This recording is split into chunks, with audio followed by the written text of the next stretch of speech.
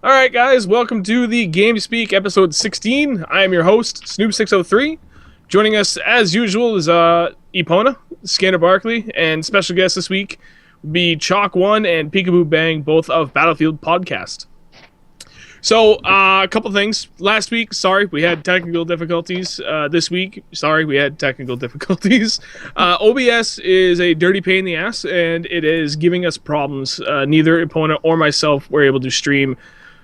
We haven't quite figured it out yet, but thankfully Ola was able to stream, and he's handling hosting duties for us, which is always a good thing.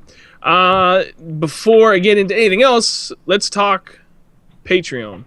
I'm not exactly sure how many people are here because Twitch does not want to work for me right now, and it's not showing active viewers. But just give you guys a heads up, Patreon is kicking absolute ass right now. We're at 31 patrons, $727 a month. And we are on the cusp of adding additional goals. So right now, if you go to the Patreon page, I'll drop a link in there for you right now. We've hit a couple of goals: the 50, the 125, the 300, and the 600. Now the next goal is $1,200 a month for dedicated servers. We've decided to switch goals and add in some additional ones in there so it better reflects our needs and wants for the website moving forward. The next goal we're actually going to be adding is $900 a month. We're trying to figure out the last little bit of the logistics on it, especially the wording and everything. But essentially what it's going to be able to do is allow us to bring on additional helpers for the site, which is going to be hugely helpful. And we're going to push the dedicated servers back because we're just not seeing the traffic yet, unfortunately, that would, warrant needing the dedicated servers. So, no big deal. But if you guys haven't checked it out yet, greatly appreciate it if you could. To those that can, go ahead and support it. For those that are aware of what we do here at Dawnbreaker Gaming, that'd be awesome. If not, there's no pressure. Don't feel that you have to by any means. And just something I feel like I need to bring up every time too, because I think there's some confusion with it. There's pledge amounts and what you get per pledge amount. And it's 1 and 5, 10, 25, and so on. It doesn't have to be that value. It can be any value. Depending on what you do, you'll fall in a certain range. If you're like, okay, well I can do $15 a month. So you'll get the rewards for the $10 or more per month. I feel like a lot of people just kind of don't pick up on the more part. So I just want to bring that up. I try and bring it up every week because, like I said, I think some people don't realize it. If you can help us out, cool. Greatly appreciate it. If not, no worries. On to the topics at hand. Before we get into the topics people have given us, Epona and I want to do a quick recap of PAX East. Epona, I'm going to let you jump off. We have a couple things we wanted to talk about, but what do you want to discuss first? I want to discuss looking like a potato. Hold on. Oh no, she ruined so everything. Sexy. All right, I'll go. So, in a nutshell, PAX East was actually kind of disappointing this year. This is my 5th year being there. I went, first year was 2011, missed 2012, and then I was there 13, 14, and 15. My bad, this is my 4th year. I can math. And honestly, it really wasn't all that impressive this year. The floor was kind of dead. There wasn't that many big companies there. For those that had booths, there wasn't really anything special about it. It was definitely a down year, and I think it was just piss poor timing from GDC being the same weekend, all that stuff. Did my best to try and get talking to anyone. That was a big thing I wanted to be able to do, was get down there and talk to developers at certain booths. It just didn't happen. There was no one to talk to. There was nothing even worth talking about. There was nothing at PAX this year. That really pissed me off. One thing we did get to talk to was some of these guys in the indie booth. Anyone in the podcast now, do any of you play tabletop games? Yep. Yes. So one of the things we saw was one of the coolest pieces of tech, I guess, I've seen, and it was basically a TV embedded into a table, and it was all touchscreen, and you hook a tablet up to it. So instead of playing your normal tabletop games with however you play it, I'm not really familiar with tabletop games, but I think something like Dungeons and Dragons is basically just kind of like a notepad, and you write things down as you go. Maybe sometimes you actually have a board and pieces you move around. They've managed to put all of that into one huge 37-inch or 42-inch touchscreen TV right on your table. And it's fucking cool. So we got a short little kind of like interview with a guy with him talking about it, and I'm gonna get it up on the site hopefully next week. I think you guys are gonna find it pretty interesting. I have no interest and never had interest in playing tabletop games, but this thing caught my eyes. Like, that's actually really fucking cool. Yes, Purple Ketchup is stand in line simulator. That is PAX in a nutshell. Not even, because there wasn't anything I really wanted to stand in line for, except for maybe Overwatch or the Oculus. Overwatch was the only one, and I would have considered. I got to watch some people using Oculus, as far as like, you know, they had a monitor up so you could see what they were seeing. Yeah, it was just kind of a bummer. I got. Oh, there goes my camera. Should I just put up a picture of you? Yeah, do it. It's better either way. Yeah. Fuck you.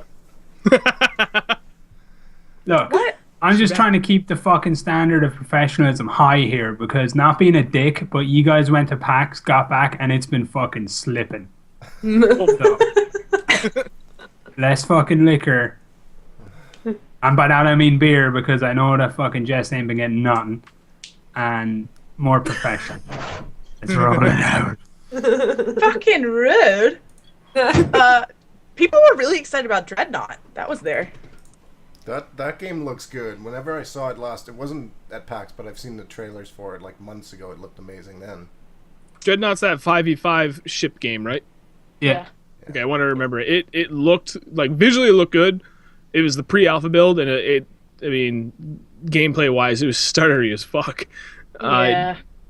But I mean, pre-alpha build looked fucking amazing. Like, I thought that was one of the things that stood out the most to me. Visually, it was impressive. It was a stunner. Mantis and his friend kept getting in line for that game all weekend. Like, that was the thing they kept going back to. They were really high up on that game. The only thing that's going to kill that game is the fact that it's pay to win, and it'll inevitably end up free to, or it's free to play. It'll end up pay to win. It's just the way it is. I was watching them play it, and I was like, "Oh, I'm actually kind of interested." And I was gonna play it, and then I was like, "So, how much is this game gonna be when they release it?" And they're like, "Oh, it's free to play." I was like, "Nope," lost interest immediately. I didn't even realize that. I thought it was just going to be a regular title. That's a little annoying. It should have been a regular fucking title. Like, It should have. it's a really interesting, unique looking game that has a lot of hype. And what do? They fuck it up. That's like a death toll for any new game now. Apparently, it just seems that if it's free to win, it's like, okay, never mind, lost interest, goodbye. And I'm not being a dick or a jerk about it. It's just the whole free to play model when it comes to PvP shit doesn't work, because balancing in games is incredibly difficult. And the second you can buy anything that affects a game mechanic, it's getting into the inevitability of something being OP for sale. It's just the way it is. Yep. What else was there, Jess, that you wanted to discuss? I mean, Oh, the Steam boxes. there were who was that? Alienware, I think. Yep. Alienware had a really big booth there actually this year.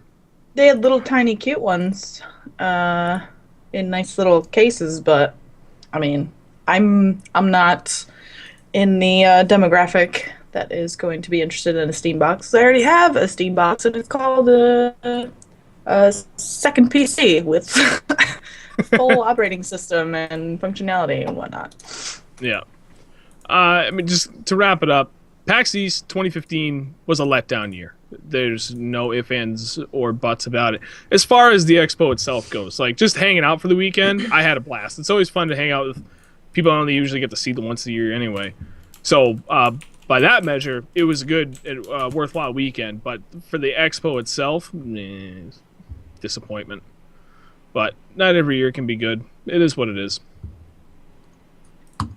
All right. So we have a couple of leftover topics from last week. Oh, holy shit. Apparently we had a lot. Jesus Christ. We had a ton. All right. Well, we will, it was just puppy, really.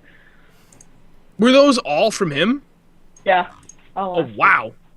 All right. We'll poke around a bit because I really want to be able to get to this week's. Do a So special puppy episode one of these days, then, huh? I know. You know, I really do appreciate him doing that, though. The guy's a champ for putting in all these topics because he's got a lot of good questions in there, like week in and week out.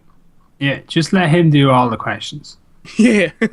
All All right, we'll hit this one real quick. So, first one from Tapuppy was thoughts on EA hiding content that affects gameplay behind a paywall, specifically regarding Battlefield Hardline's Deluxe Edition with the exclusive weapons and so on. Scanner, jump off on that because you had a good blurb in there. It's stupid. But like I say this every time about every game ever, so nobody's allowed to be surprised that I think it's fucking stupid.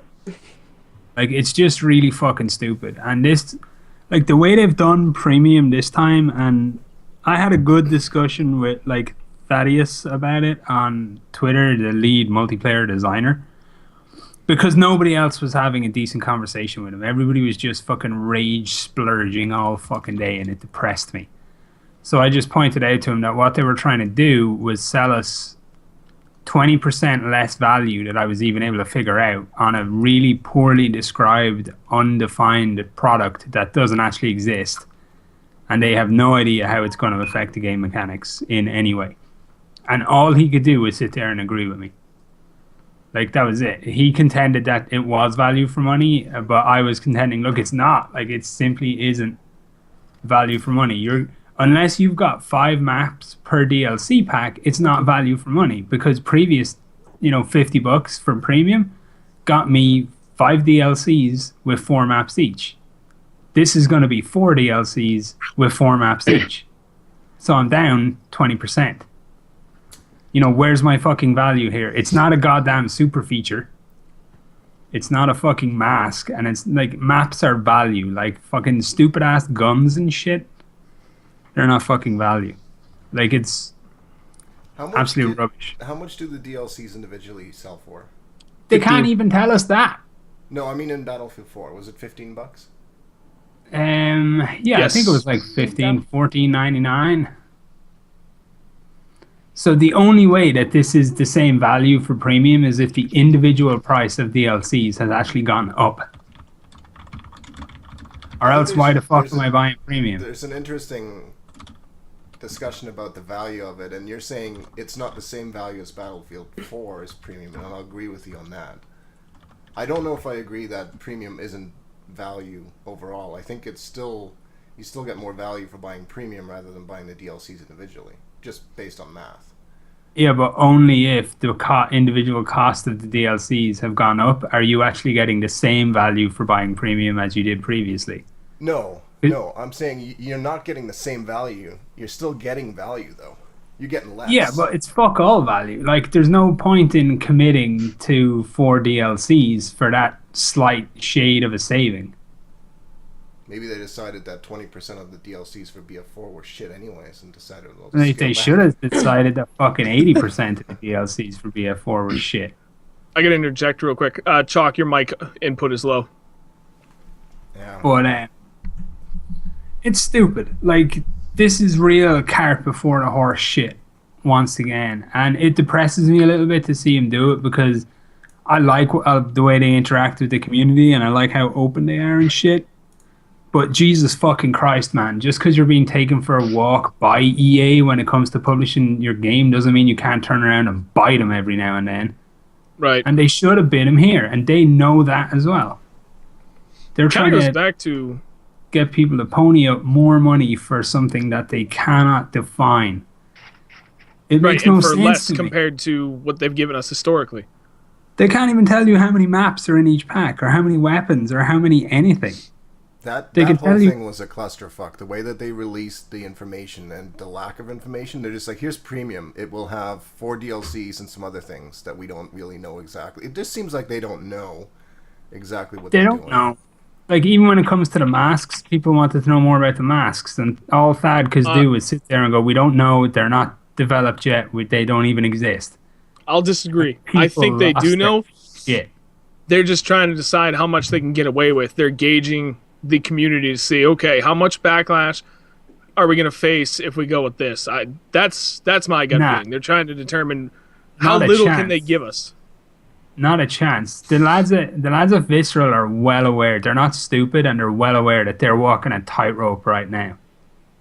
Like, the fucking Battlefield community is cartoon piranhas in a pool of water, and these guys are trying to walk a tightrope over them to get their game out. And if a drop of sweat hits that fucking water, the piranhas are going to freak. And that's exactly what's happening each and every time. Something comes up, the masks are announced, everybody loses their shit. Premium is mentioned, I'm not even going to refer to it as announced because there's no fucking details, and everybody loses their shit. And they're sitting there and they're well aware that they're doing things the wrong way. But they can't turn the ship around now because we're out of the visceral controlled part and we're into the EA controlled part. Yep. Visceral get to make the game and then they get to shut the fuck up while EA tells them what to do when it comes to the publishing side. It sucks, but that's the way it is. So, Visceral need to launch strong or they're fucked. Katie, do you have anything to add? Not particularly. I just don't like the competitive stuff, putting that behind a paywall. I really don't give a flying fuck about it because like ESL, CEVO, there's other competitive leagues that have nothing to do with official Battlefield stuff. So, to be honest, if it's like their leaderboards they're putting behind a paywall, like I don't give two fucks. Like, okay, put that behind a paywall. I'm not going to buy premium anyway, so Right. I refuse to pre-order and I refuse to buy premium right now. I'll wait till it goes on sale and I'll get it half the price than everybody else got it. And it still probably won't be worth the money. At least in my eyes right now. And that's what I mean, like when they say that there will be competitive ladders and leagues for premium, they're not being specific. Like, are those the only ones? Are there just special ones? Is this just a different way of saying they're going to have special events like they said for Battlefield 4? Like, none of that was communicated properly. Yeah. And also, like... And if it's like... Sorry, go ahead, Skinner. What I'm struggling with is the fact that, like, I have a couple of competitive guys that I watch. And especially when it comes to new FPSs that are trying to, like, get a foothold in comp shooter market. And all these guys have said very politely and very, like, publicly is that Battlefield is, like, Hardline isn't really offering them a suitable mode for a competitive from what they can see now, because Rescue would be like a very interesting one, but it makes no sense for comp play if the second you grab a hostage, you've got a big fucking marker on you that's telling everybody where you are, because tactics, you don't need them. You just go to the marker and shoot the fucking guy.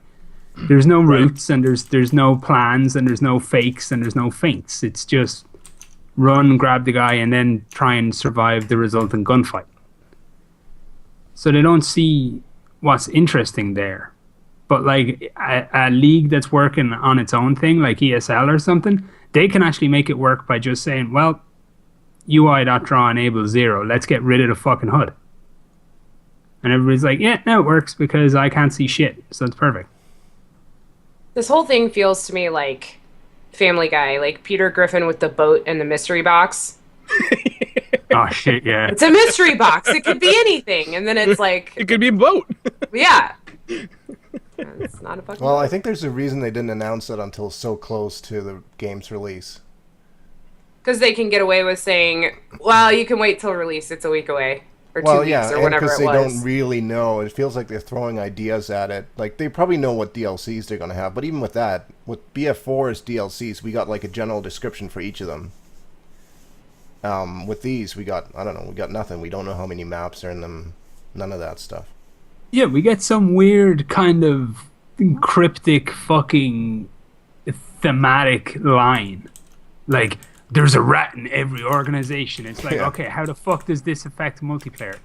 If this gives me the ability to actually team kill some jackass who's not helping, I'm gonna buy that fucking DLC. You're guaranteed. I actually would wish that at least one of those DLCs be a single player DLC. Yeah, that'd be cool. Like an actual campaign expansion. It'd be awesome. Because I don't really, honestly, I wouldn't need more multiplayer stuff. But a single player expansion, especially if the single player is good, which I hope it is, that would be cool. I'd see value in that, because then you don't even have to do the whole thing like, oh, it's 4 maps, so it's like $3.50 a map, blah blah blah, and 2 of them are stupid. I'd rather have it be like it's an extra 2 hours of campaign. You're gonna get so much hate for that. Probably. Who? Campaigns are dumb. Oh, All right. That's those people. any parting thoughts, or could we jump topic? Because I don't want to devote too much time to Battlefield tonight, Let's go. if it's at all possible. I Let's say go, bro. move on. Okay. All right. Project Speaking of- PTFO. I hear Yeah. whispers and rumors of an upcoming project. Totally not PTFO Battlefield possibility. It's a little different. It's a little different. I know. It's not. Well, it's less circle jerky. What the fuck is EA doing now? Jess, why don't you inform everyone what we're doing with PTFO? Because this was. I know I'm helping out with it, but this is your baby. It is it's mine and Scott's baby, but Scott has flown off into the sun. Scott in terms abandoned of the. gaming. Yeah, he He's abandoned gone. the gaming community like 2 or 3 years ago now. So He's being like a physical therapist now. I think he's a smart guy. He's doing some smarty stuff. Anyway, Yeah. if you're not familiar with Project PTFO, if you're not familiar with TFO and what's wrong with you, PTFO is play the fucking objective. Project PTFO was a tournament back in 2012, I believe. It was Battlefield 3 tournament on all platforms. It was a couple YouTubers would form a team, and they would play with two. Back then it was squads of 4, right? Battlefield 3 was squads of 4. Yeah. They play with 2 subscribers or viewers or whatever, and there'd be 2 new viewers each week who would play in the matches with them. And we had a champion on PC, Xbox 360, and PS3, and it was insane. People really enjoyed it. There was also drama, obviously, which happens when you bring a bunch of YouTubers together. But we learned a lot, and we got some feedback, and we know that people are excited for it to happen again. So we took all the notes from a few years ago and compiled them. I should say me. And then Snoov, Digital Ghost, and I have been kind of starting the bare bones of planning Project PTFO Hardline. So we're in the very early stages. We're hoping to get a community tournament going for fun in probably May or June, summer of this year. Yeah, But it'll be smaller. Yeah, you, me, Digital Ghost, and Scanner. Kind of, Oh, we yeah, got like Scanner. the I forgot overall, about you. Sorry, buddy. like the grand plan. Like, okay, here's like the most important bullet points, and now we're trying to fill in all the gaps in between with all the nitty gritty details. We got a good jump on it, so that's something. We got a couple of things we're trying to get done with the website, like side things that once those are done, we can devote My our list. attention back to PTFO. But yeah, we're going to start out relatively small, but we are going multi-platform. Only current gen consoles, though. So it'd be PC, PS4, Xbox One. Smaller scale as far as number of teams and number of players in it. And then, depending on how well or not well it goes, it'll dictate what we end up doing for future events after that. But hopefully we can just keep rolling with it and, do 2 or 3 a year, which would be pretty sweet.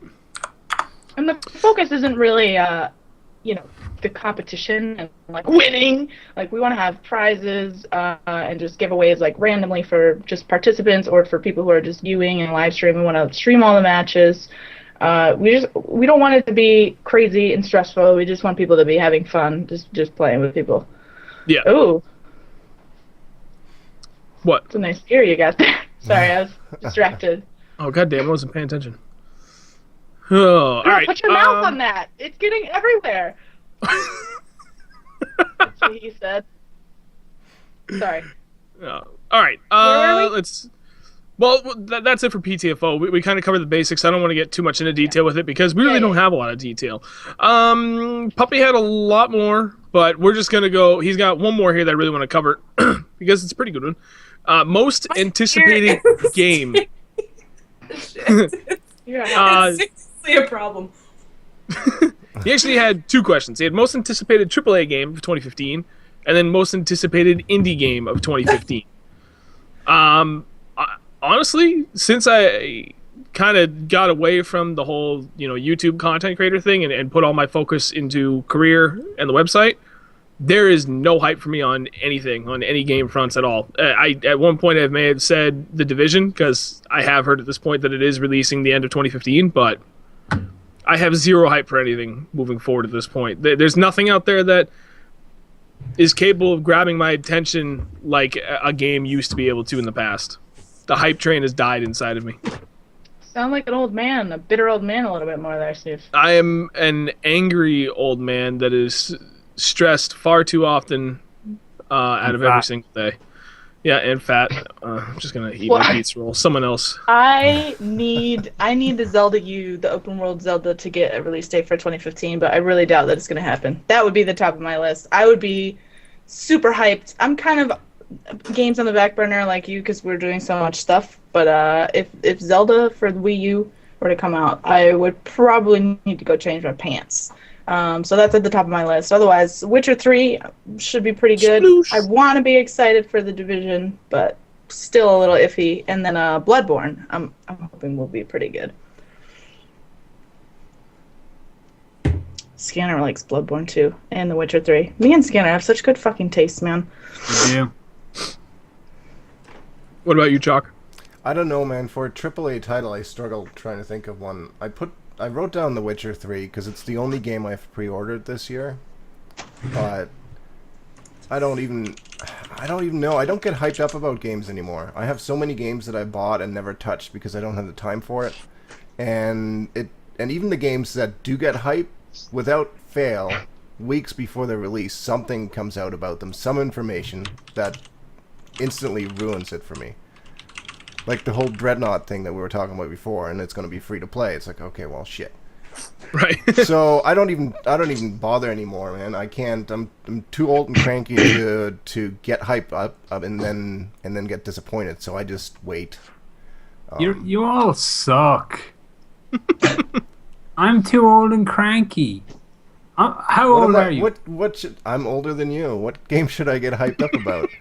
Yeah, but here's the thing. You're older than me, right? Okay, fair enough. You're fucking old if you're older than me. But I'm like legitimately old, not like fucking Snoop and his decrepit ass late 20s. Like, I'm so old shit. Like, I'm legitimately old. There's no And I will fall asleep every night in a pool of fucking oozing hype. Because nobody is ever allowed to kill the love of games within me. That's the way it fucking works. A man can only take so much disappointment. It's not that there's no love for games. It's just that I'd rather wait and then play the game and love it when it's there. You can't be sensible either. Fuck it, it's not allowed. Just roll pre-order everything. If something has a shiny box, just be like, fucking 60 quid. Yeah, here you go. I don't even know the name of your game, but the box was colorful, so... Okay, well, Slats Modding just mentioned Squad, and I'm excited about that, but it's not a AAA title, so I didn't bring it up for this. Squad's going to be good, but Slats' inability to keep up shines once again as it's an indie game. Yeah. And Squad's the game that I'll throw money at for the Founders Program and stuff like that, and there's a few things like that I will. Like, I'm looking forward to, I don't know if you read it off, but what a good indie game was that you're looking forward to. I know it's the next thing on your list, but... Well, I comboed them up. Okay. Like, there's some good indie games that I want to see get more completed, like The Long Dark and Stranded Deep, that are both supposed to get co-op or some sort of multiplayer. I'm looking forward to that. And Squad, like, so it's not like there's just no AAA titles that I'm excited about.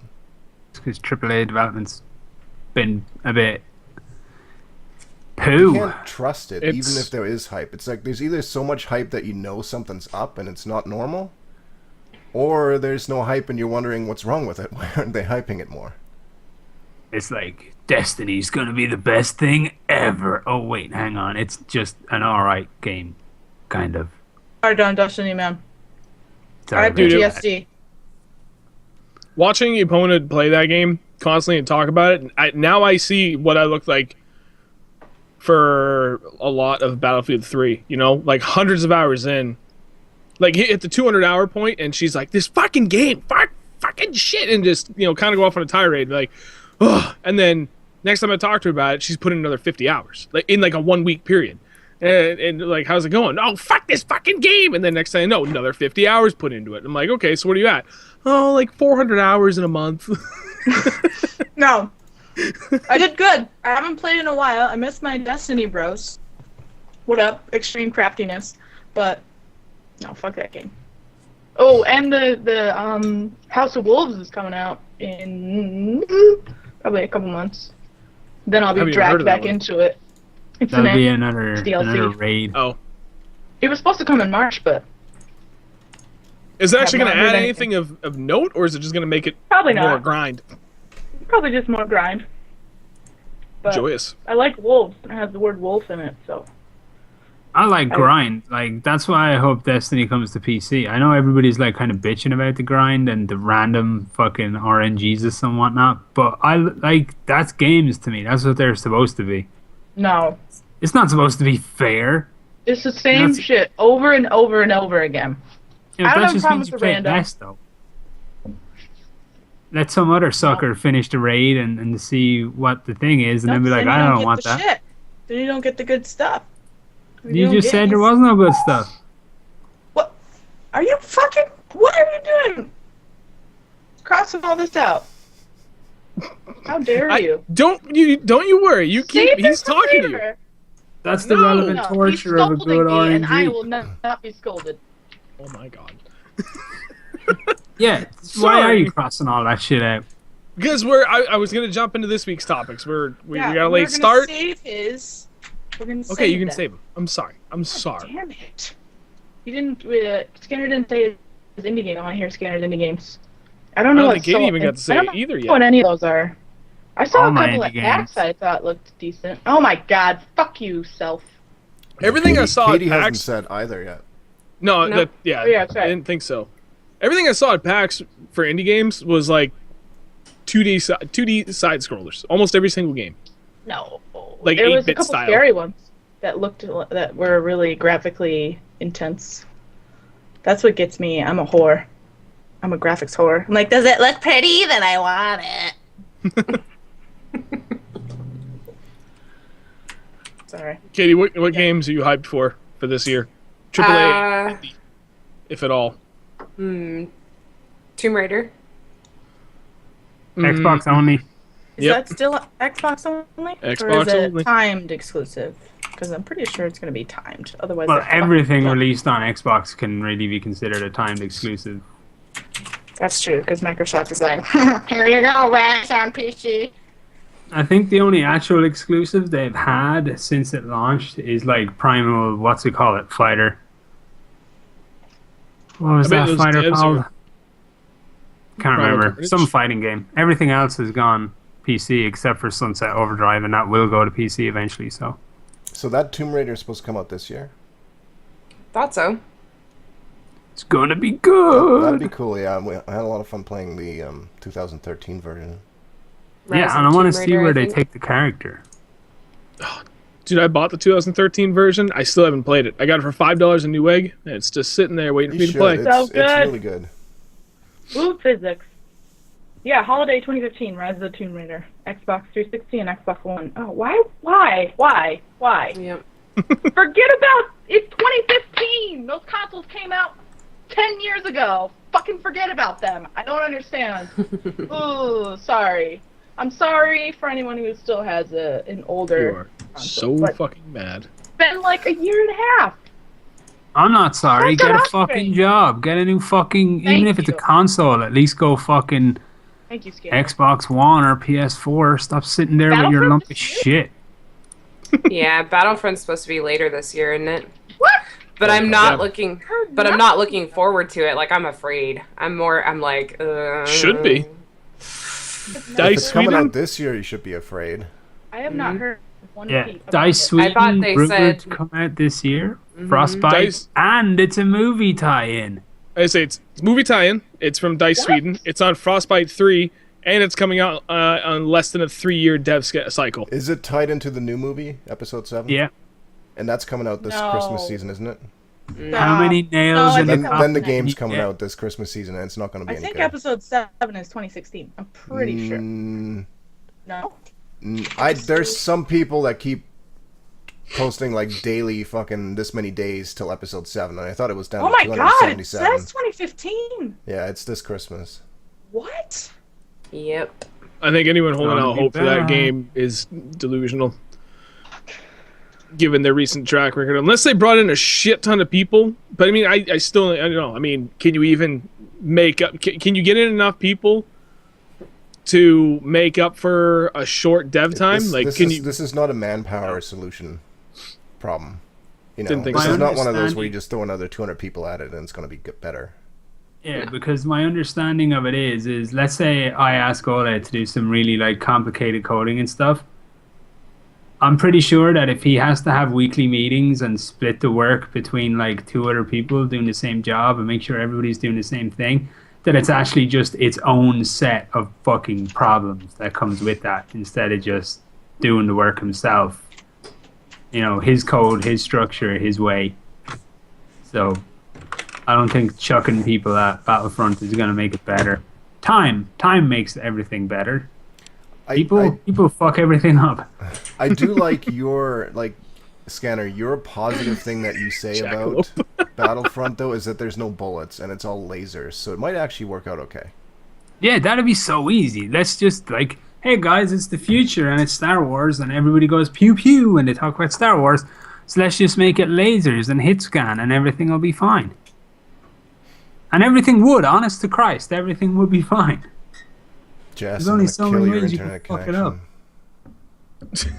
I have the best. I just want a beer that's connection. not fucking frozen. I have the And best internet connection that Time Warner Better cable take them out of the Yourself. freezer. allows. I didn't put them in the freezer. And how did it You get freeze? your fridge too cold. I think my other fridge is too cold. My God beer damn. fridge is too cold. Justin's What about- internet be fucking up this Skype shit. What about indie games? I'm curious to what you guys are looking forward to. Squad for Drifter. sure. Yeah. I know nothing about Squad. I don't Elaborate, know. please. suck. Watch the next Battlefield podcast. Okay. Wink, wink. No joke. When is it? I don't know yet. It's Yeah, coming. we're working on it. Soon. You expect me to wait? No. Fuck. I'll let you host it. I guarantee you it Not be starts on on it, but time. stream it. Just There's a lot of indie games I want to play more of. Dungeon Defenders, that's at pre-alpha right now, but it's a lot of fun. I'd like to see what more they do with it. So there's a lot of stuff in it that isn't finished and isn't completed, but that seemed interesting. So we'll see. But it's a lot of fun. Scanner and I spent a lot of time killing some orcs the other night. It is fun. All over the Especially flash. when I AFK and don't bother telling anybody. There's a it. timer. There's a timer when like more than half your team readies. I think it starts like automatically counting down to the first wave, and Scanner got shit hosed because he was AFK. Yeah, I was just like, I'm out of here for a while. Didn't bother telling them. They turn around, there's loads of monsters and goblins and shit beating the fuck out of our objective. And they're like, where's Scanner? And I'm like, I'm not there. Deal with it. I'm a team You're supposed to be player. holding down the 2 right lanes all by yourself, Scanner. God damn it. Yeah, and I was doing that really well while away from my computer. You Oh, nubs. shit. All right. It's actually a really strong year for interesting indie games this year. We've got like Hyperlight Drifter looks absolutely awesome. It's like an action RPG thing. It's going to be incredible. Titan Souls looks redonkulously good. So good, I said redonkulously. Salt and Sanctuary looks amazing. It's like a 2D fucking Dark Souls. Just looks fantastic. Tons of indie RTS games coming, indie platformers, weird indie stuff. I think Mike Bethel's new game Volume is going to be releasing this year. Like it's going to be a great year for indie. There. Take my sexy face picture from Twitter and have it. Jess, you broke it, and now it's camera. just completely focused on Katie's chesticles. Sorry. It just keeps shutting my video off automatically. I like the way Sorry, it's done a kind of a zigzag lady. You know that old magic trick in the box where you like cut a lady in half? It's done that with Peak. It's like fucking slit her head out one way and Yeah. like David Copperfield show or some shit. It's funny because I'm reading the chat and Culprit said at a Patreon level to get Epona a new webcam. I give her shit for that all the time. She says she's got a fancy webcam's webcam. fine.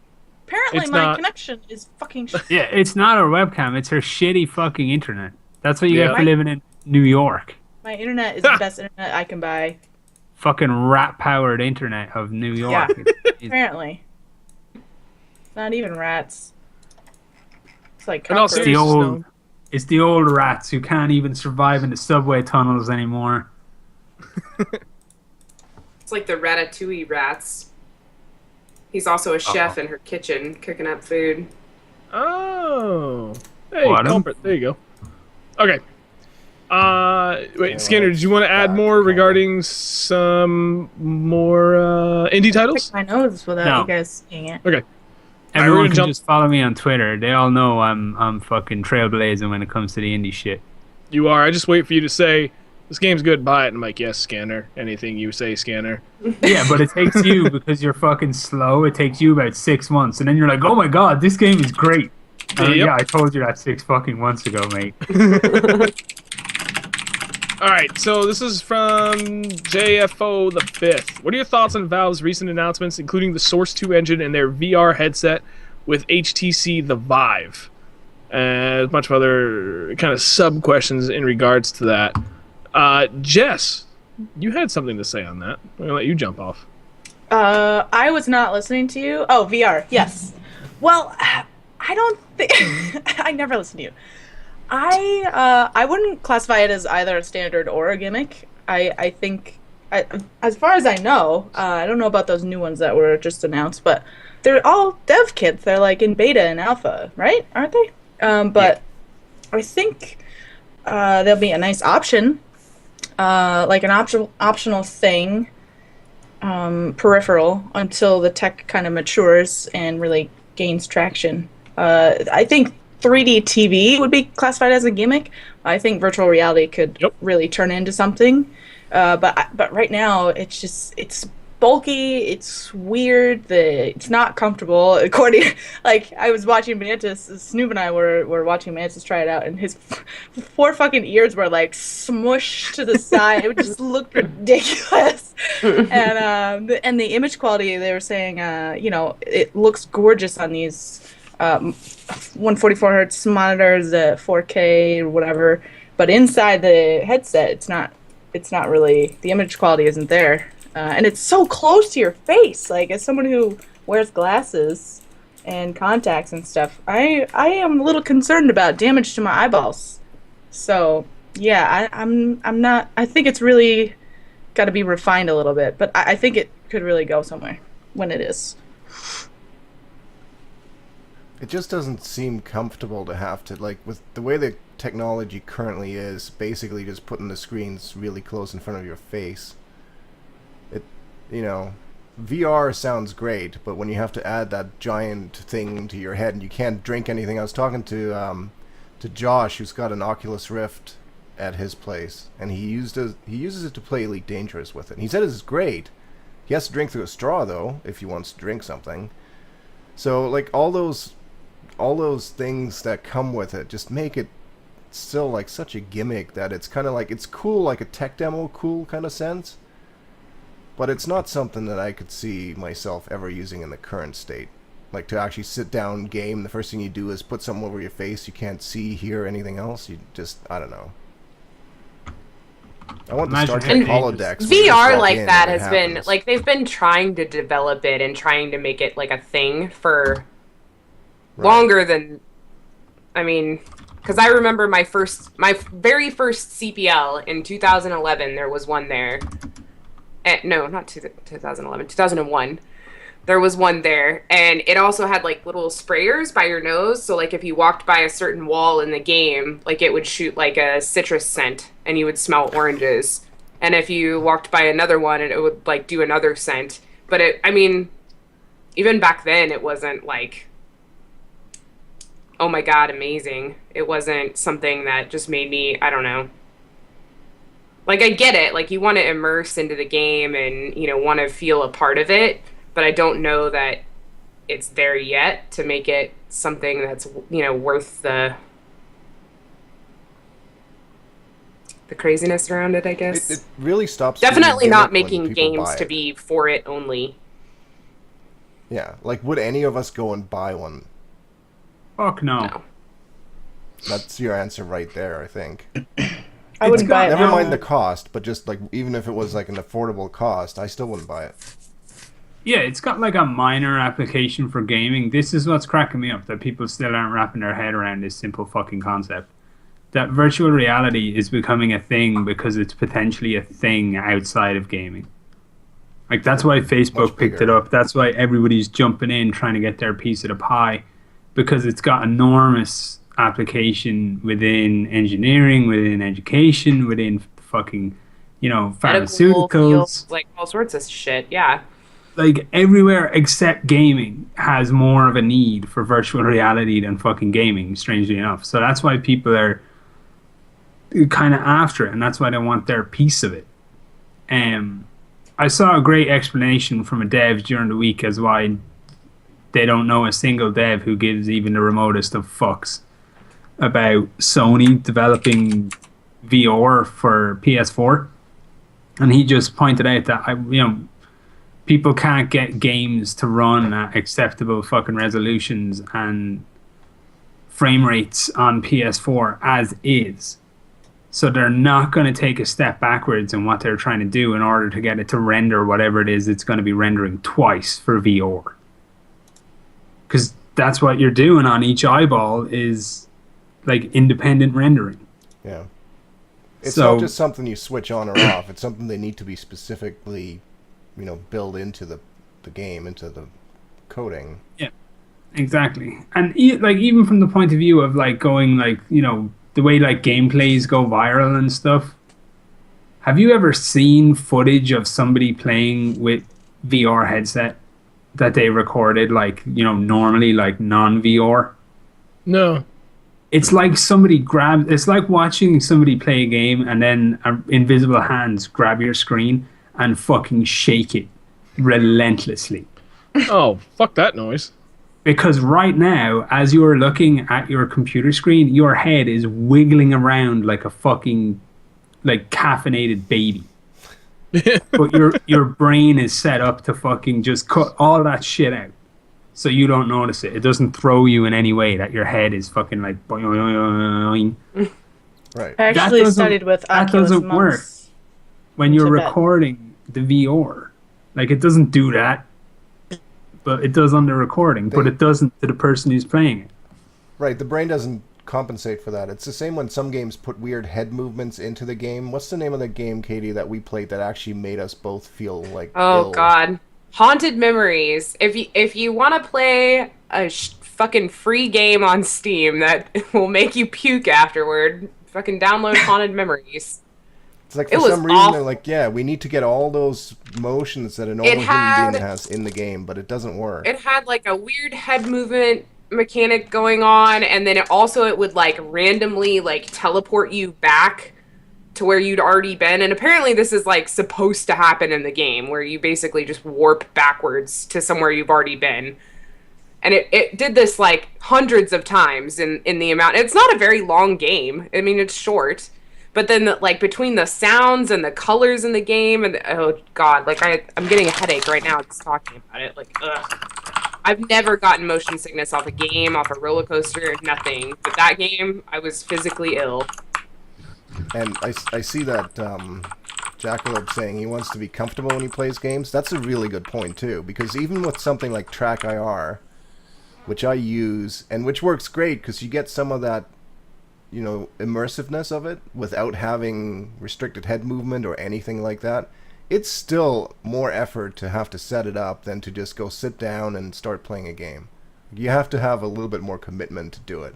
And I think if you're going to strap yourself to some kind of VR system, Strap. Yeah. It takes, you're not just going to go do it, because as soon as you do it, like, your cat knocks over some shit in the other room and it's just like, fuck it all. Your pussycat. Well, and watching people... No, go ahead, Skinner. I'm just sitting out this entire fucking, what I'm going to term the VR fiasco, where everybody's going to buy their VR headsets, and some people will like actually really get into it and it'll be the only thing they ever do, and then everybody else is just going to have another dust collector. I'm just sitting it out and I'm waiting until I can just plug shit directly into my fucking brain and just cut out the fucking middleman. I don't see the point in fucking around. By the time I'm 60, I'm just going to be able to upload my brain onto the cloud somewhere and beat the fuck out of Snoove, and it's going to be amazing. And I don't want people to misunderstand. Like, I don't think that this is a stupid technology. It's just at its early stages, and it has to go through these awkward moments, right? With all new technology, that it has to make its way through before it becomes something more viable. Yeah, and people figure out how to actually fucking even take advantage of what it offers. It's the same as those old brick cell phones people used to carry around. That wasn't cool or stylish or functional or convenient or anything. Me and T were watching Friends before I fucking came on to do the podcast, and it's like the early 90s episodes, and one of them has like a fucking 90s cell phone, and it's just hilarious. Right. It's like this huge ass fucking shoe. But you don't go from that. I mean, you don't get to basically an iPhone like 6 a sat without going phone. through that. Yeah. So this It's is like, just the sat phone type of virtual reality. The old school radios, like the giant fucking. The ones you need a backpack for, and like some guy with a cable. You're not really wireless. You just have a person with a long cord. strangely enough, if you go back and if you look at like old VR tech, like early VR tech, like mid 90s shit, the size of the technology in front of your face hasn't diminished in the slightest. Like that's what I find really funny. Like, kind of, they used to have these really awkward all plastic helmet things that you had to wear that were like counterbalanced and whatnot, because apparently nobody had figured out fucking elastic back in the fucking mid 90s. But there's still this huge block of shit in front of your face, and it's like, I don't want. What you're saying is the only progress that's been made is stronger straps. Yeah, pretty much. Elastic technology has come on leaps and fucking bounds in the last like 20 years. Well, and watching people play on VR stuff like the Rift, like from the outside, like watching the actual person, not so much their gameplay, but their heads move like a fucking newborn baby, just like it doesn't seem like it would be good for your neck at all. Probably isn't. Much less anything else. Like, yeah, and then you've got games. Okay, here's my problem with like 3D cinema, is that 3D cinema is inevitably 3D cinema transplanted onto something that people know needs to work in 2D. So it's instantly limiting the potential of what you can do with 3D cinema, because nobody out there is willing to just go, okay, 3D movie that's only 3D. We don't need to worry about any of this making sense in 2D.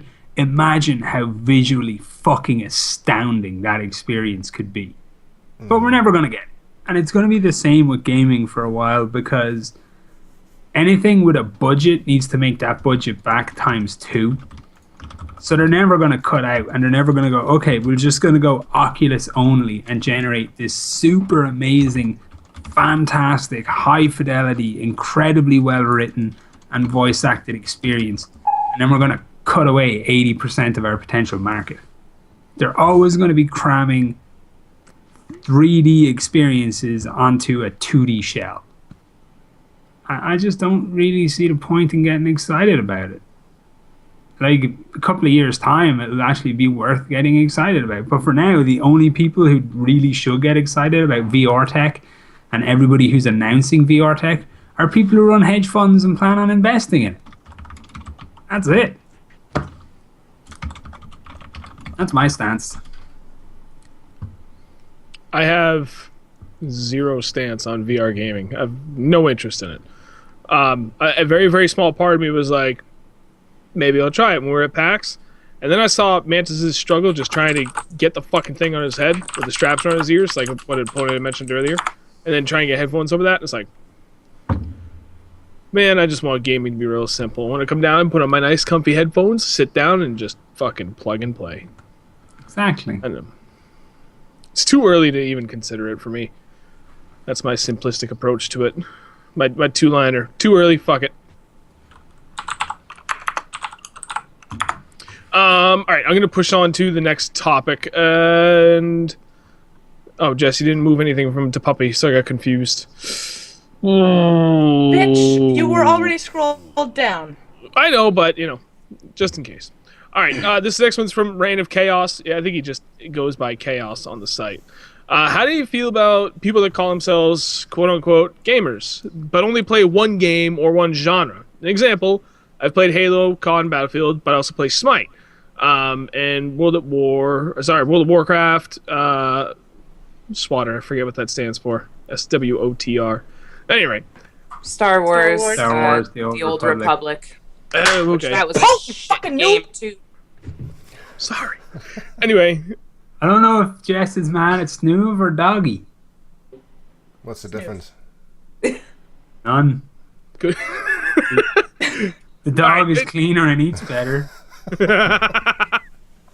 Well, if I had someone to control my diet, maybe I wouldn't be so fat. But anyway. All these times it's been Snoov peeing on her clothes. God damn it, Snoop! I'm sorry. No, I'm not. Scanner's probably going to disagree with this because we've actually discussed this before. But who gives a fuck? I mean, if you feel you need to classify yourself or describe yourself as something, do whatever makes you happy. At the end of the day, it shouldn't matter. Like, if you play any game, it doesn't matter. I don't even need to go into that. Fuck it. Do you really need to call yourself a gamer? Like, is it that important that... Yes. It's in my Twitter bio. If you play a game, you're a gamer. Simple as that. I mean, end of the day, it shouldn't matter what other people think. Like, do you need to meet some fucking generic criteria to be considered a gamer? Fuck it. You play a game, cool. If you really... It shouldn't even matter if you classify yourself at the end of the day. You don't need the label. It's just unnecessary bullshit about people, from people that care about unnecessary bullshit along the way that just confuses and muddies the water on shit that shouldn't matter. Just fucking play your games and have fun. Don't worry about the rest of the bullshit on the side. My mom told me I could be a gamer. Yeah, with the Y, right? Sorry. Yes. Yeah, I was gonna make that same joke. Emphasis on the game. You fucks. You stupid fucks. Yes. Yeah, that was actually pretty good. Jumped right in on that. Yeah, I Usually I'm think not we that all fast. agree I'm with like, Snoop. Do whatever you want and do whatever makes you happy, bro. If you want to call yourself a gamer with a Y, because that's your dream, then do it and fuck Snoop and Scanner. But not literally because you're gay. Unless you're a dude, in which case, go for it, because God knows they need some. Scanner's into butt stuff. Go for it. I apologize for nothing. She is like, what the fuck is going on? She just got excited. She never knew about the butt stuff. I would previously have given a fuck, but truthfully, over the last year, I've really started to just hate the word gamer.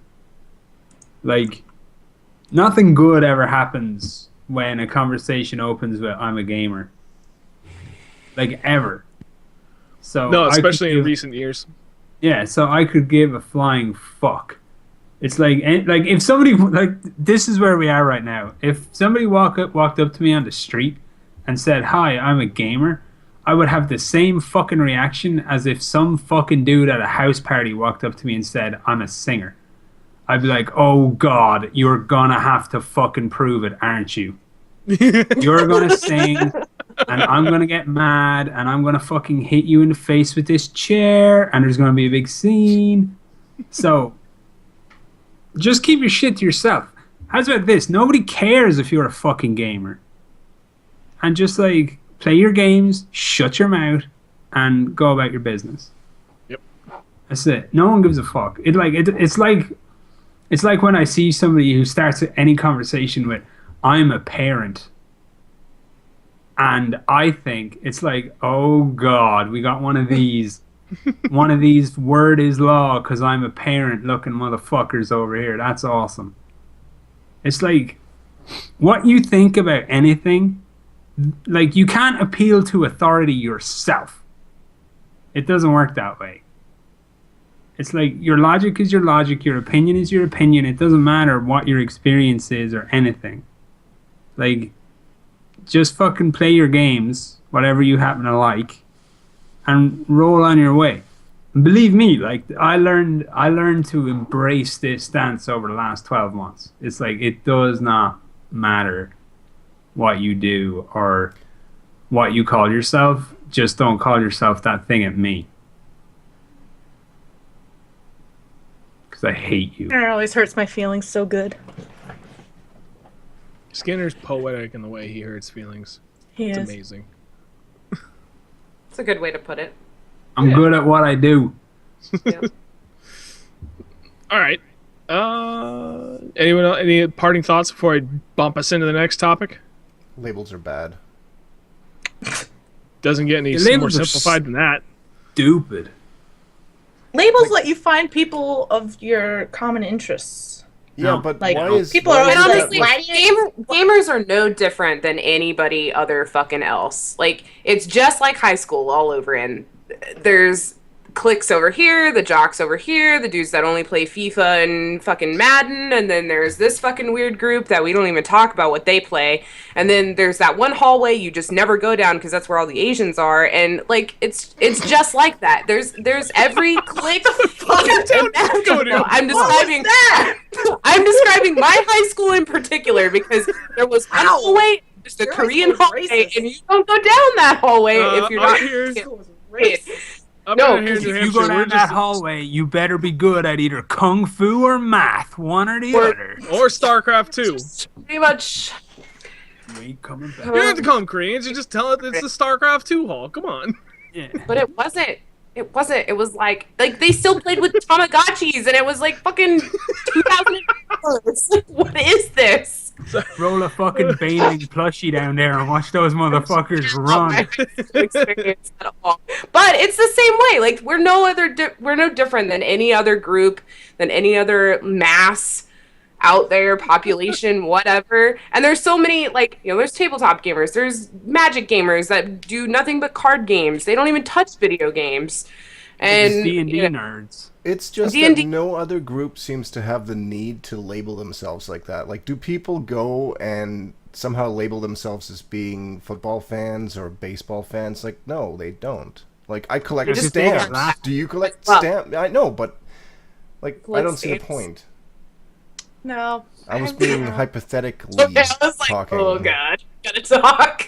This is the same opinion I have about people who get up in arms about people saying they're girl gamers. Like if I see someone on Twitter who is a gamer, they're just hanging out on Twitter and in their bio it says gamer. I think that that's fun and awesome because that is something that I also have interest in. So mayhaps, if I actually find myself wanting to be social, which is never, but if I did, mayhaps we should be friends. And then if I see they are a girl gamer, we have even more things in common. So definitely will mayhaps socially interact with them and perhaps socially, hit on them, become Yeah, I was best just about to say, friends, this fall in basically love is with them. saying that she trolls fucking Twitter looking for was a joke. for little No. fishies. Jokes. It's jokes. But seriously though, like that's my people like, oh why I'm a guy gamer.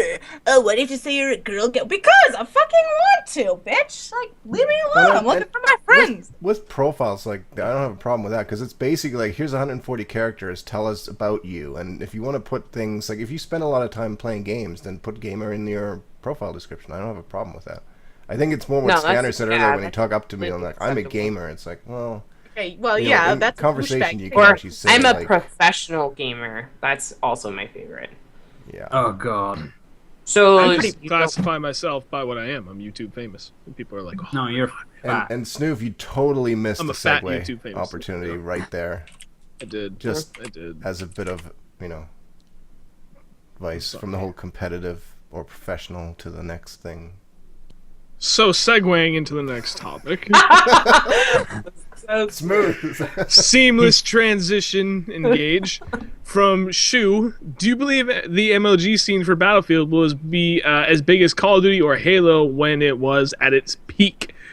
I like what Opponent wrote there. Maybe fix the game first, and I'm gonna jump on that and wholeheartedly agree.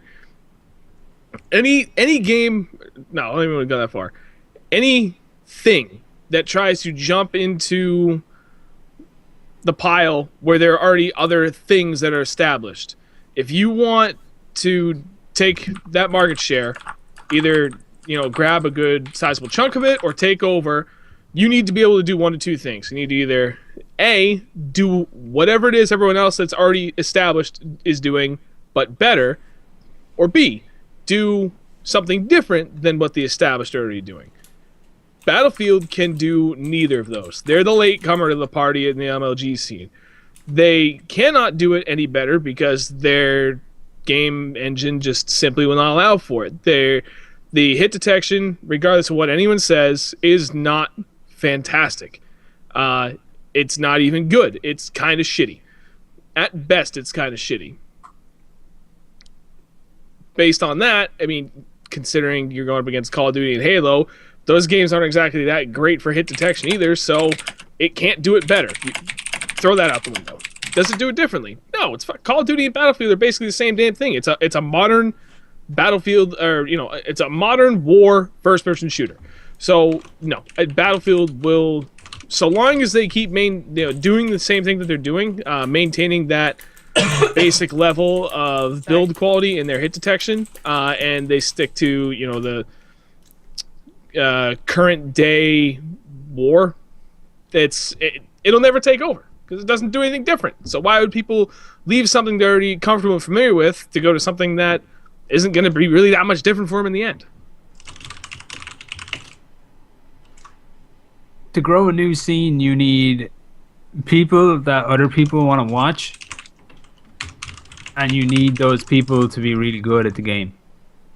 And generally speaking, people who are good at one shooter are going to be good at another shooter. So by now, anybody who has even a passing interest in professionally playing a shooter game on console is probably playing COD or Halo. They're probably really well known and they've got endorsements and shit, and they're probably getting decent prize money whenever they play. So convincing those guys to drop all that for the allure of nobody giving a shit about them playing BF4 is not really going to work too good either. Like, BF4 or Battlefield becomes competitive if it starts admitting where it is, which is like really, really far down the chain with an awful lot of work to do. But with the advantage of really passionate grassroots communities who are actually willing to put in the work if EA and shit actually help them.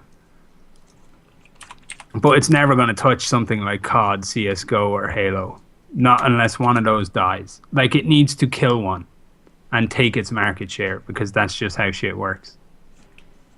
I don't see enough. You said die. I think there's actually, instead of, there's always talk about a game killing another, but I think the only way a lot of those games get replaced is if they actually die. Yeah. 80% has to be suicide of that game, basically.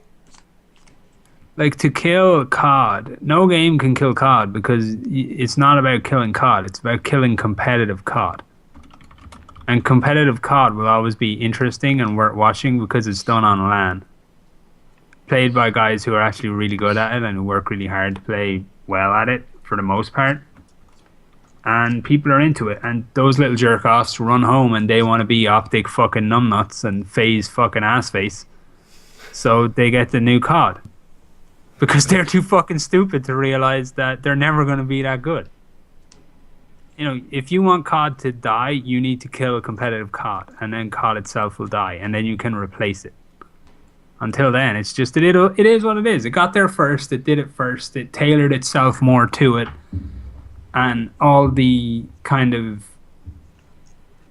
arseholing around in the world that people do with, like, every time I see Comp 5v5 Battlefield, I do get a little bit sad because it's not what it's not what you think of. If you're like passionate about Battlefield, it's not what you think of. You think of bigger player counts with armor and shit like that, pounding the crap out of each other, and really big maps and strong tactical plays. And sadly, that's more difficult to do at a very professional level because you go from needing a team of 4 people and 2 alts to like fucking 25 people and 4 alts, and you got to pay all those, and you need a team house, and you need all this kind of shit that goes with like pro gaming versus comp gaming. It's just, there's a lot stacked against it, truthfully.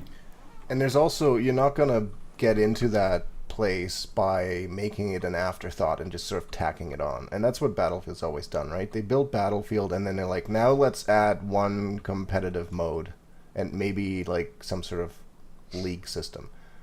Like CSGO is basically from the ground up built around competitive play.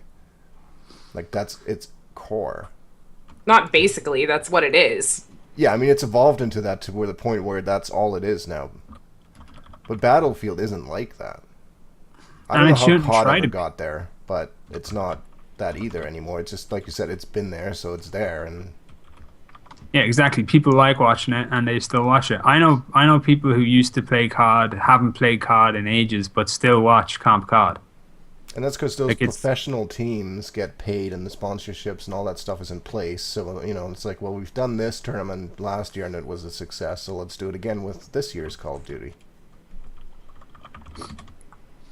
So it's interesting. I'd like to see like I love watching the Level VF streams when they do shit because that's the kind of Battlefield I like to watch. You know, like big teams and fucking big plays. It's a lot of fun. I'd like to see so that. Challenging to do. Like what they do is pretty amazing considering how difficult it is to do that. When you have a 5v5 thing, it's a lot easier to cast it and to keep track of it and to present it than. Yeah. I mean, 32 versus 32 is a clusterfuck, no matter how professional the players are. Yep, I'll agree with that. Dope. I can't even imagine, just thinking back on running, you know, just a 64-man tournament, even just a 64 team Counter-Strike tournament. What a nightmare that was. Over 5 days. Well, really 4 days. And then imagining like that scale in Battlefield scale. Yeah, it doesn't work. I don't know that there's enough people that could actually do that. Not to mention get all, you know, and if you look at 32 of your teammates to get to one spot for a tournament. Right. Never mind the game, but the logistics of the team. Can you imagine trying to, I don't know, what's the typical size of a Counter-Strike team player-wise? Usually there's usually 5 main, plus 1 or 2 alts, and then or maybe something. A coach or So something. let's say they'd less have than 10 people total. Yeah. Right. Now you try. And that was a big team. Right. I mean, just teams that would come to CPL probably, you know, 80% of the teams were 5. They were 5 people. That was it. Yeah. It was, you know, 5 buddies that got together and paid the entry fee and came and played. So now even just try doing that with 24 people. It's not going to happen. Yeah, that'd be. Ooh. You just can't. You can't even get 24 people to get together and play on it. I mean, Level BF struggles with just getting players in to play on their tournaments, like 2 teams. You got 32 players to show up with the same team. Like the computers. Oh my god, the setup. Oh, the logistics of that. Like just to physically get it up. Oh, no. It just doesn't. That stuff doesn't scale. If someone was like, "I'll pay you $1 million to do this," I'd be like, "Oh hell no, that's a fucking headache I don't want." Because I don't want to deal with the dude bitching that he's the one furthest away from the Switch. Right. Like I don't want that. And you see a lot of in the chat about how 8v8, 10v10 is a sweet spot. 6-4 or 6 4-player squads playing in the same, like that's not Battlefield. You can't. I don't care what anyone says. 5v5 Battlefield isn't Battlefield. Nope. And it isn't unless they actually decide to call it something else. But then they're not building Battlefield 5 or whatever. They're building a CS:GO competitor, and it's a whole different story. Right. Be interesting to see how Rescue shakes out for Hardline. It won't. Like I'd love it to do well. Like I'd love it to develop, especially for comp scene. PTFOing. Because like I've seen firsthand how passionate people are about it, and I want them to win. Like in the face of massive disinterest from the IP owners, I want the players to fucking win and get a solid fucking comp scene. Because they deserve it. Because they've been fucking trying so hard for so long. You ever think that Actually- they'll stop trying? Because they Nah, get to they're the point. fucking loonies. No, because they would. The more you Just can based on expand, people. Yeah. the more you can expand the footprint for your product, the better. Because then you're going to be able to tap into potentially other areas, other kind of players that you may not have been able to reach beforehand, and potentially make more money. You know, so long as it's not done at the cost of your classic game modes that would alienate your current customer base, then why not go for it? You know, it's basically just you got to build a half decent game mode. Well, probably better than that. You got to build at least a decent game mode for that competitive gaming atmosphere, and then just put a bunch of time, effort, and money into advertising it. And you could hopefully reach into the pockets of another group of consumers. So, with that said, no, I don't think they'll give up on it. They'll just keep throwing more money at it. Certainly in advertising dollars. At least that's my No, I mean, view on it. I mean, Forward.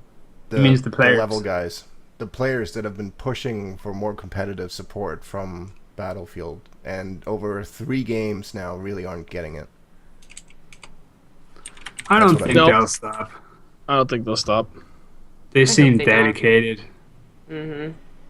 Like Until they all get extremely older so. and have kids and turn into Yeah, but smooth. they'll That just train would be nice though. Like that would be when I would be okay with the competitive stuff being behind a paywall. If it was an optional paywall, an optional DLC, like not included in premium, but it was something that was completely separate, third party from the multiplayer in the game itself, and was basically only competitive modes, things designed specifically for comp play, 5v5 Battlefield, and call it something else. Battlefield blah blah. They did it with Hardline, why can't they do it with that? And I wouldn't even be surprised if that happened a couple of iterations down the road. Like, they're moving slow, but you got to remember it's EA.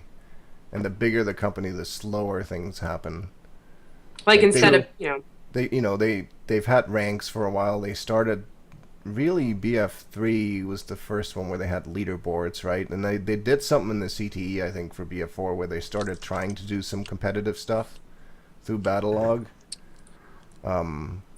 Like even the what were they called, the missions or whatever, where you could invite some of your friends and keep track of headshots and shit like that against each other. Like, those are all baby steps towards those things.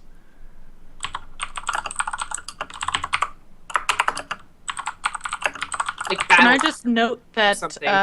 if anyone is yelling at anyone when this goes up on YouTube for keystrokes, it's not fucking me this time. It's Scanner and Chalk. and me. It's everyone That's that's yeah. It's not me. Yeah, At the I'm beginning, not I yes. my mic, and then All I want to know is, if these motherfuckers are so adverse to fucking keystrokes, how the shit do they type that fucking bitchin' ass comment in the first place? On their phone, it's quiet. Fucking earmuffs or something? Not. It's For those listening, keystrokes. Yeah. Scanner does have a valid point. I said something, ergo, I have a valid fucking point. no, because they have another YouTube video with really loud dubstep playing in the background, so they can't really hear themselves typing. I can't hear those typing types. All right, let's cover one last topic and we'll wrap it up because we've been at this for almost an hour and a half, and this actually segues nicely talking about the whole comp scene. This one's from Shu. Is professional gaming considered a sport to you? Since schools are looking to give students potential scholarships for gaming for the school's team, i.e. a League of Legends college team.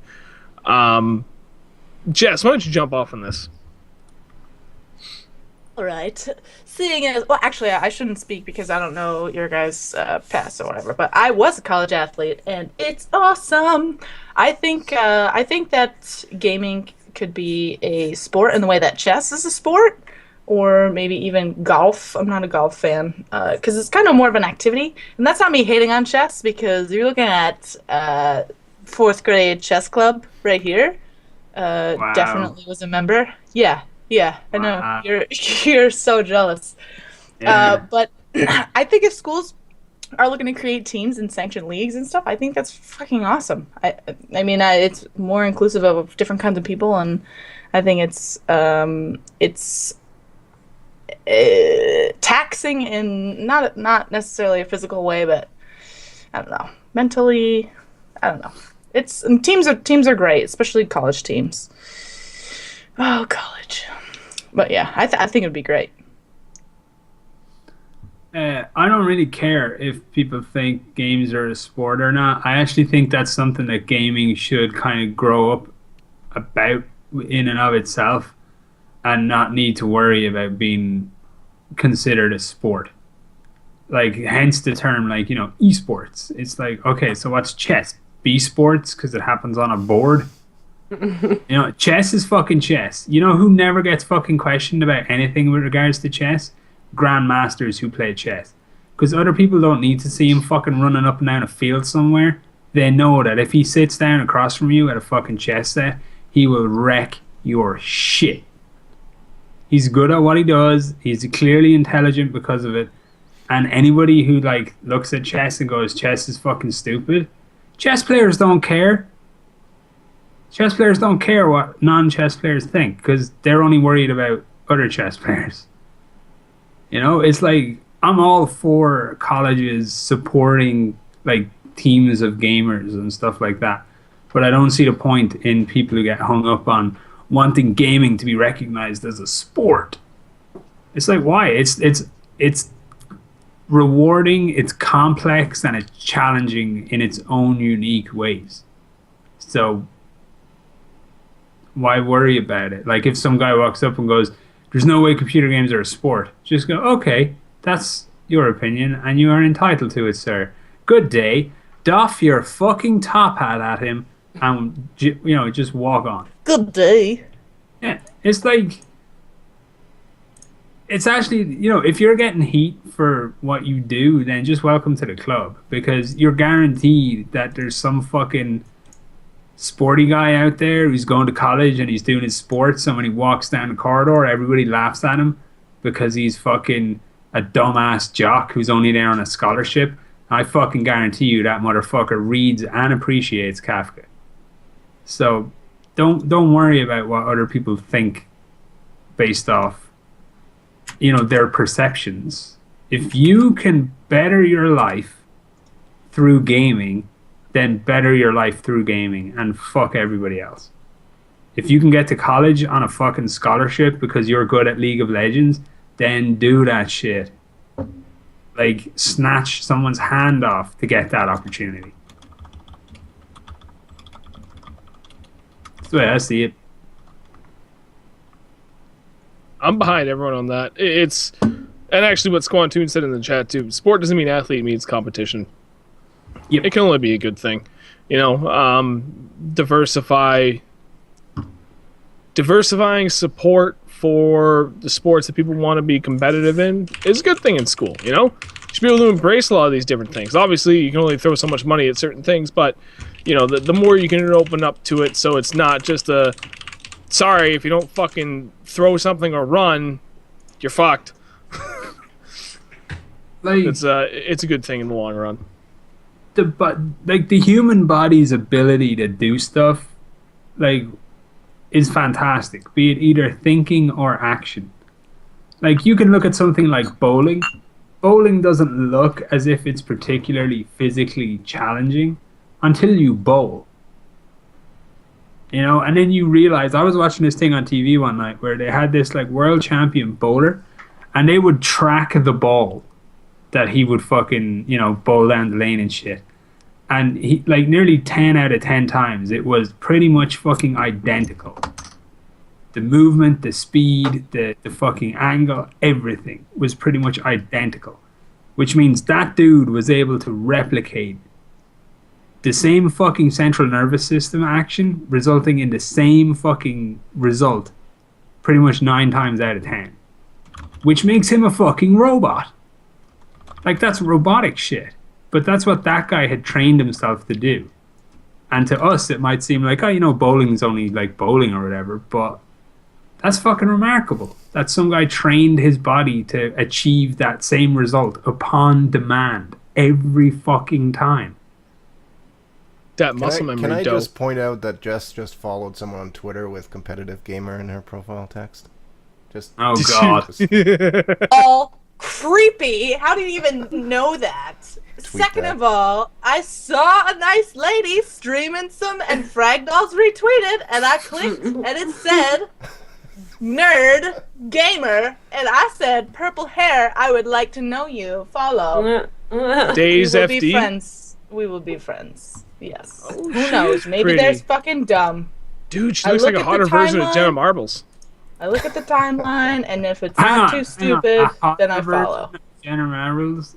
So you mean like she looks hot because Jenna Marbles is not? You know what? this is territory I'm a here. Jenna Marbles hipster. Jenna used to write for BostonBarstoolSports.com. He tried branching off and doing this, like, it was Stool Lala, like LALA.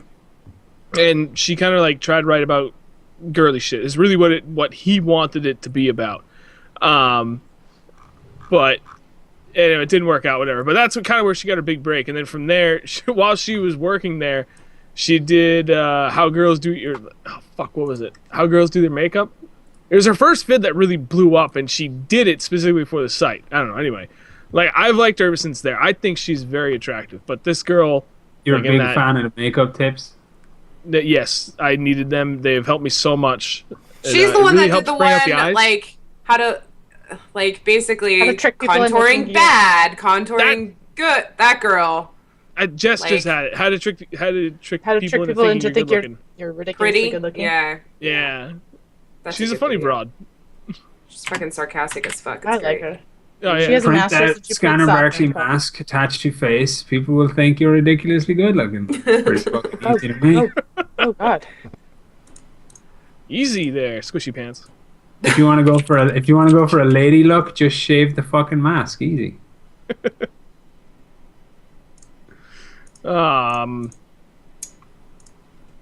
You know what? I think we're gonna call it there. It's already 10:30. We're No, gonna have we're to throw not, it. damn it. I'm going to talk about that topic. Okay, sorry. I thought you already got it in. Go. No, Shoot. I did. Okay, so competitive gaming, being like a sport, or it Yep. being a sport, gaming being a sport. If you can go to college on that shit, do it, because college is fucking expensive, and I'm still paying on student loans. So if you can do it without doing that, fucking go for it. Sorry. No, it does. No, it does. They really do suck. Two of them actually, but I think over time, my idea of it being a sport has changed a lot, just based on my background with CPL.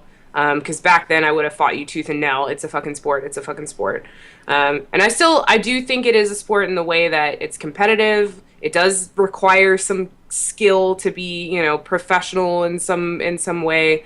At least the teams I used to watch, I mean, they did things in Counter-Strike 1.6 that I couldn't have dreamed of doing ever. And I still think back to, watching Fatality play, like, just on a shitty ass laptop doing shit in Unreal Tournament that is unreal.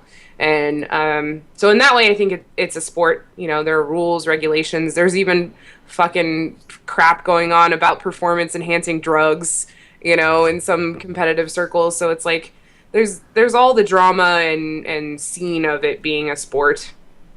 But in that same way, it's become kind of like playing chess against a pigeon. In that same way that it's become a sport, it's become playing chess against a pigeon. In which, even if you beat the pigeon is still gonna jump on the board, knock all the fucking pieces over, shit on it, and fly away like he won.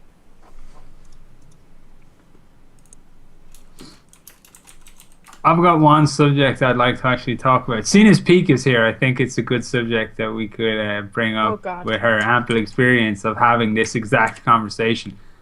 And I'd like to discuss the differences between zero gravity Oh my god! buoyancy. I feel like this is an I think it's inside worthwhile joke. conversation to I have. get it, Scanner. I get it now. Okay? Good. These in water are buoyant. Yeah. These in zero gravity are way up here. I get it now. Fucking Oh, dick. shit. All right, I'm done. Snoop, close the show. I'm hungry. God, I hate I'm not messing. all I'm of gonna you. eat my fucking And by mic all here. of you, I mean I'm just Scanner starving. and Snoop. What the fuck did I do? Yeah, everything, always. You're the worst. No.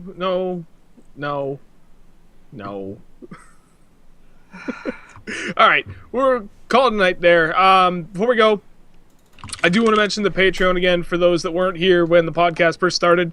For those, Jess, if you could drop a link in the chat, please. I'd greatly appreciate it. For those that aren't aware of the Patreon and how it's been doing, we are currently at 31 patrons and 727 per month. We are going to be updating the Patreon hopefully the end of this week, but we'll see how it goes. Both Epona and myself are ridiculously busy, and yeah, we're struggling with time. But at any rate, if you guys haven't checked it out yet, greatly appreciate it if you could. For, if you guys have the money to dedicate to it, if you're stoked on what we're trying to do with Dawnbreaker Gaming, greatly appreciate it. If you guys can't, do not sweat it. It's not a huge deal. I mean, I'm going to be really disappointed, and I'm going to go to bed thinking about how you guys don't love me and all that. I'm kidding. Other than that, for those that want to get into the topic for next week, don't forget, you can always go to the forums, and there'll be a topic. I think Epona's probably already got it up there. She's usually really good about doing that. I'm so Yeah, fast and Phoenix, sexy. sorry, you got here late. Don't worry, though. I'll have it uploaded hopefully by Friday. No, Phoenix, you need to send us all your money. You haven't sent enough yet. Keep sending it and sending it and sending it. Next All week, of it. hang on, I gotta get to our document. I got all the documents. Next week's guest, and we'll be back to our normal schedule, Monday night, 8 p.m. Eastern Daylight Time. We're back to clocks changing over. US is dumb.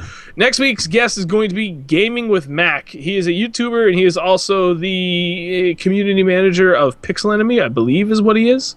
Something along those lines. He's kind of, yeah, he's kind of one of the top dogs at Pixel Enemy now. Yeah. Good dude, known him for years now.